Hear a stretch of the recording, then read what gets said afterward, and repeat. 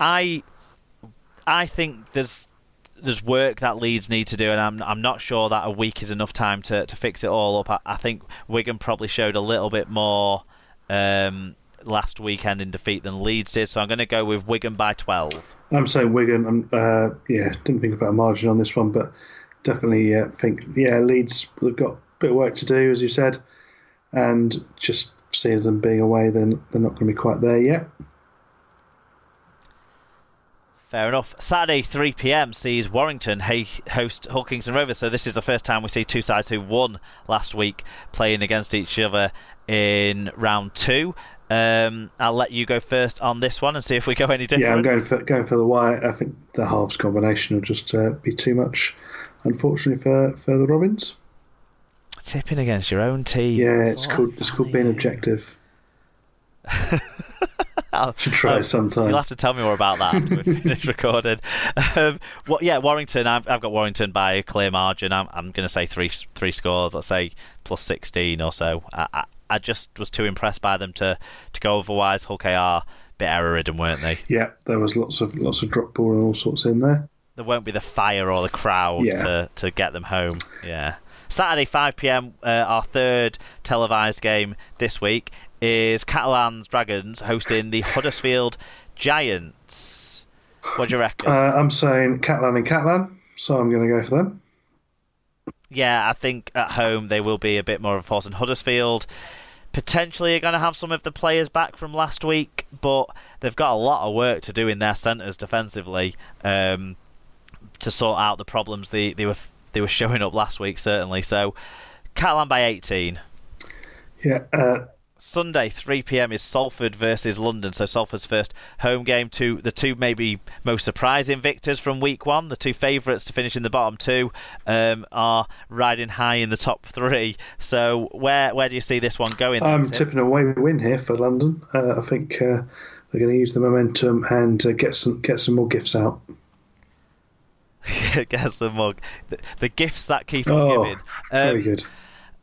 So, I saw Salford last week. They were hugely impressive. Short of an injury crisis during this week, I don't see them falling away from that, to be completely honest. And if London leave some spaces, Salford will capitalise. But Salford, I don't think, will show complacency, because I know that they won't realise. I know that they'll be aware that they can't afford to. So I think Salford by 14. Also Sunday at 3 p.m. this week's fixtures are rounded off by Wakefield Trinity hosting St Helens. And I just think Saints are clearly going to be one of the best teams in the competition this year, and Wakefield maybe have a bit of work to do in that regard. So Saints by 10.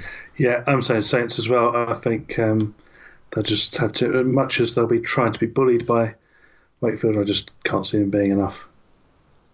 Yeah, I think Wakefield will probably be a little bit more competitive throughout the whole 80 minutes than last week, but Saints are a class above them, I think, right now. So, but Wakefield have had the nick over Saints in home games in the last couple of years, so it's going to be an interesting one to see. They were the first team to beat Saints last year, were they not?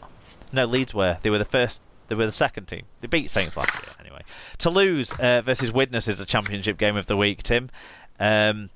I'm sure not many of us will get to see it, but it's another real test of Widnes's championship credentials against a side that are bound to be better at home than they were away from home. I think that's always going to be the case with this Toulouse Olympique side.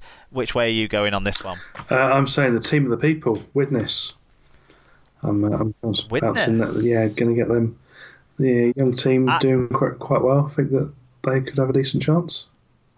I fancy Toulouse at home. I really think Widnes are going to have a great season on the home patch, but with some of their youngsters being very, very young, I just wonder if away from home they'll be able to keep the same sort of consistency. So I'm going to go with Toulouse to win that one. It's the Challenge Cup, the second round of the Challenge Cup. We've got a couple of live games that we can watch. So I picked out the first one as the game of the week in the Challenge Cup, Milford versus Loch Lane. That's live on the BBC Sport website on Saturday at 2 p.m. and I'm sure you can catch up on the iPlayer and on demand and that sort of stuff. Shall we pick this one? Do we know enough about them to pick this one? I think Loch Lane will be a resilient, tough side to break down, and I fancy them. Yeah, I'm saying Milford just because of the two teams. I just like them a bit better. I don't particularly like Lock Lane from encounters I've had with them. So Milford, friendlier of the two teams. So that's where I'm going. Fair enough. Wigan St Pat's versus the British Police is on the R League app and website from 2:30 p.m. on Sunday. I expect St Pat's to win that one, but it'd be good to get some exposure for our force out there. Yeah, and then we'll have the cup draw will happen just before we come on next week, so we'll know if I get an extra weekend back or not. Important points. Important. And to mention again, obviously the Google Forms for your fan match reviews. Keep an eye out for those links. Save the links in your favourite for the news and the match reviews, and just throw in views as you go along. You know, when you're having your morning constitutional at work, or you're sat on your commute home. You know, if you've seen a news story, drop a thing in. You know, before you go to bed, just drop a quick review in as well on the games as they go along. And we love all the views. To be honest, that's our favourite thing. So that's us predicted next week, Tim. Let's now have a little bit of a quick wrap up. I've got a quick quiz for you that hopefully is easier than last week, because apparently I did not get that right. Here we go.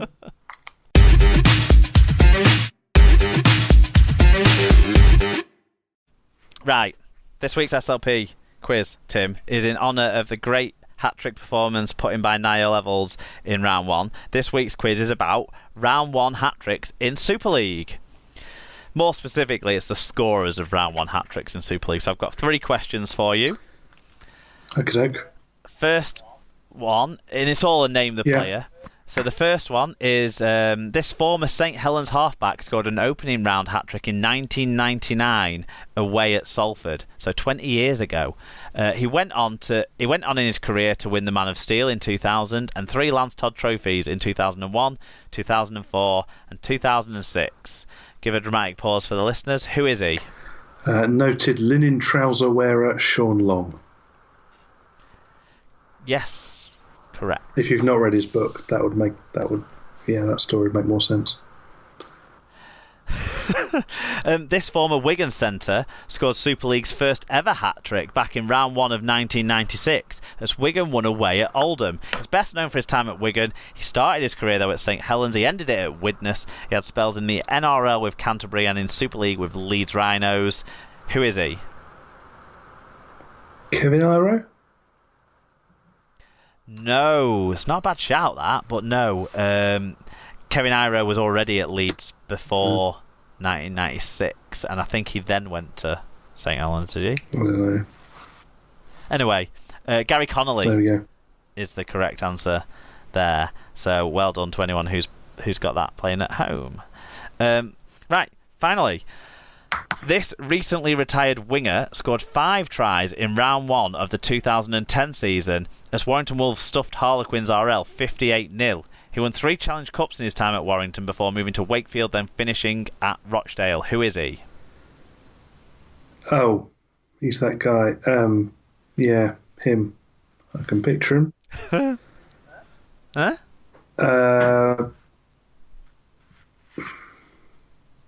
No. Whilst you think about it, Warrington's got a new half-time game. I think it's new because I had not seen it before, where basically a fan gets to have a race against a man in a morph suit who you don't know who it is. I think it could be this person though, but the fan gets to answer some questions to get a head start. I think they need to rethink because they only got a 20-metre head start. That is not enough to potentially win this, to even make it close. And they've run the full length of the pitch and back against what is clearly a former Super League player in a morph suit. I think it's quite a fun game though. Anyway, the answer to the question: have you come to a conclusion? Is it Sean Ainscough? No, it's Chris Riley. Sean Ainscough is currently at Rochdale. He is not retired. There you go. So there you go. Okay. SLP recommends. What have you got for me, Tim? So I've got. Would it surprise you to know? A, I've got something in London. B, I've got something to do with tea. Would that surprise you? Would it, though, surprise you that they are actually all in the one thing? So it's a company that I came across called Street Tea. They're very interesting. They make really nice blends of tea, including some quite nice blends of black tea, which is sort of quite rare for properly flavoured tea. But the best bit is they give a percentage of their profits to, I think it was Kenya and Ugandan charities that actually aim at getting people off the streets in those countries and into gainful employment. And moreover, it's really nice tea. I found it in Brick Lane Markets. They've got a stall down there on a Sunday, but you can get them online. So have a look for Street Tea. Okay, my recommendation is a bit more general than yours. Yours was quite specific. I couldn't make this recommendation last week because I felt it wouldn't be right. Peach and Apricot was the one that I had that I really liked there. But yeah, there we go. Oh, can I do yeah, that sorry. now, Tim?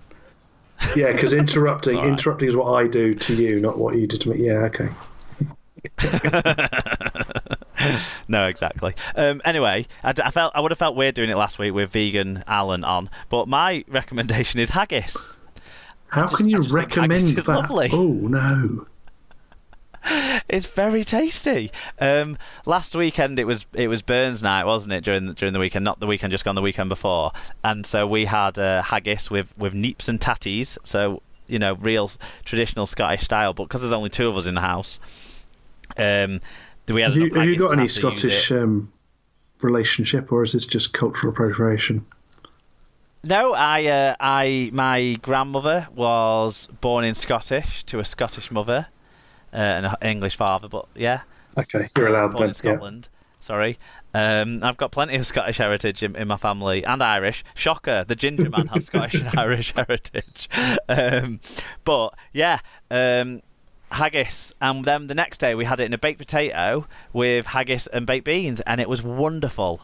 And I just wanted to share that with the SLP family. It was wonderful. What's coming up for us next week, Tim, then? What have we got? What are we doing next week? We are doing a League One preview. So we'll be recording a preview show next week. So if you've got any views on anything League One related, so any signings, any teams, which one you think is going to go bust first, you name it, get in touch, drop it on the Google form. It's the easiest way to get in touch with us. Anything League One. So, and if anyone wants to send us a predictive ladder, so who they think is going to finish first, then do so. And obviously, always down for any Coventry Bears related predictions. Yeah, I think you lot might have to hold my hand through that one a little bit. I don't think I'm quite as equipped on the League One knowledge, but I'm looking forward to talking about it. Yeah, so we'll be doing that as well as the main show next week, me and you, Tim. So that's something to look forward to. I wait with anticipation at what tea we shall be getting asked to drink next week. And I'm going to Bristol at the weekend, so we might get another Bristol-based recommendation. Because I've got my next training for the Cricket World Cup. Got my next volunteer training day on Saturday. And what does the like volunteers group have a neat nickname? Like we had Team 13, didn't we? They're the Cricketeers. World Cup. The Cricketeers. And the uniform, which I'll tweet a picture out of, looks like you work in the British Empire Leisure Centre. It's green with a blue British flash. Empire where the receptionist had a baby in the drawer? Yeah, Carol. Yeah, Carol? Yeah. Wonderful. So I can't get now out of my head. There's an episode I think where there's a plaster in the swimming pool or something. I'm just feeling sick now, so I had to share that with everyone else. Right. People, you can find and share the show at Super League Pod on Twitter and Instagram, facebook.com/Super League Pod. Email us superleaguepod@gmail.com. Feel free to send in your League One predictions and info by email to that email address. Superleaguepod.com is where you'll find our blog posts. There'll be one up after this show with links to all our sponsors and all of that. Search for the show on Spreaker or iTunes, Leaguecast Android app, Podcast Addict app is a good one I use, rugbyleaguemedia.com, and we're also on YouTube, although audio only, of course. You don't want to see our faces after this long of talking. We want to thank our partner sponsors before we close out the show. Rob's Toy Shop. If you enter SLP discount on checkout on Rob's Toy Shop on eBay, you'll get 5% cash back on orders over £5 plus 1% cash back to SLP. Little Warden, monitoring the tedious.